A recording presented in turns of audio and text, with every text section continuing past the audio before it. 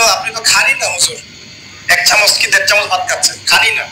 তাই বললাম যে আমি কম খাওয়া হুজুর, কারণ নবী সাল্লাল্লাহু আলাইহি ওয়াসাল্লাম কি শিখিয়েছেন?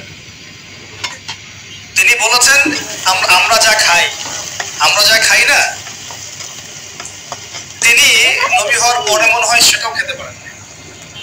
বিশ্বাস করছেন না? এরকম 3-3টা মাসের চাঁদ চলে যেত, নবী সাল্লাল্লাহু আলাইহি ওয়াসাল্লামের বাসায় চুলাও জ্বলে নাই। আর আমাদের তো একবেলা যদি না খাই তাহলে আল্লাহর উপর কত শিকায়াত, কত অভিযোগ, তাই না ভাই? আচ্ছা, তারপর তিনি বলছেন একজন ব্যক্তির এতটুকু খাওয়াই যথেষ্ট যে কোমর মেরুদণ্ড সোজা করতে পারে, আল্লাহর ইবাদত করতে পারে।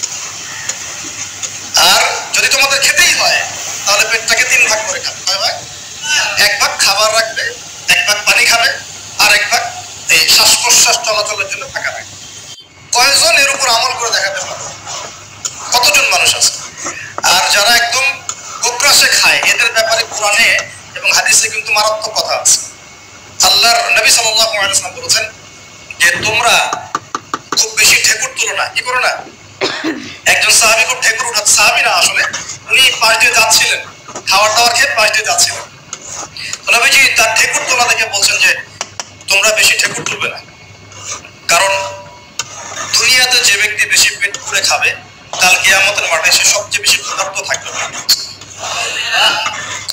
খাবে না, নিজের পেটটাকে 3 ভাগ করবে, 1 ভাগ খাবার, 1 ভাগ কি পানি, আর 1 ভাগ শ্বাস প্রশ্বাসের জন্য ফাঁকা।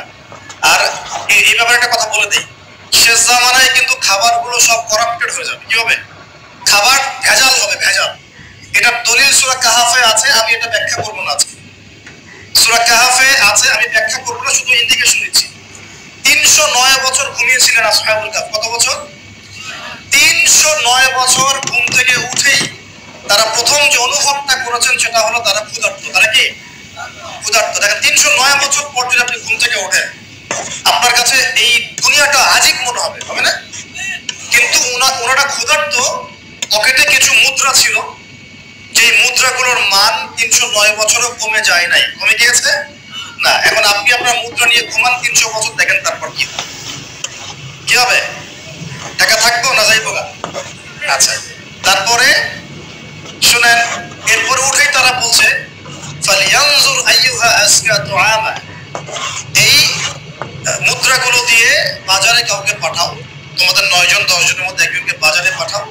ফালিয়ানজুর, সে যেন বাজারে গিয়ে দেখে আইয়ুহা আজকা তুআমা, কোন খাবারটা পবিত্র খাবার, ফ্রেশ খাবার। ঘুম থেকে উঠেও ফ্রেশ খাবারের দিকে তাদের নজর কেন? আর এই সূরা আপনাকে দাজ্জালের ফিতনা থেকে বাঁচাবে কেন? আর দাজ্জালের যুগেই বা সব দাজ্জালের শাসনের যুগে সব খাবারগুলো আস্তে আস্তে ম্যানুফ্যাকচার্ড এবং ভেজাল হচ্ছে কেন? এগুলোর মধ্যে মিল আছে না? তার মানে যত জামানা শেষের দিকে যেটা থাকবে, খাবারের ভেজাল তত বাড়বে। এই সময় আপনাকে অবশ্যই ফ্রেশ খাবার খুঁজে বের করতে হবে। খাবার আগে মানুষ খেত, খাবারের মধ্যেই চিকিৎসা ছিল, তাই না? রোগের আরোগ্য ছিল। এখন সেই খাবার খেয়ে মানুষ অসুস্থ হয়ে যাচ্ছে। বুঝতে পারছেন না? খাবারের মধ্যে থাকে উপাদান, ভালো উপাদান, যে উপাদানগুলো পেটের ভিতরে গেলে, শরীরে গেলে শরীরটা সুস্থ হয়। এখন সেই খাবার খেয়েই মানুষ অসুস্থ হয়ে যাচ্ছে। এটা কোন হাদিসের সাথে মিলে জানেন? দাসী তার মনিবকে জন্ম দিবে। দাসী মনিবকে জন্ম দিবে মানে হচ্ছে সমাজের ন্যায় অন্যায়, হক বাতিল, সত্য মিথ্যার মানদণ্ড উল্টে যাবে।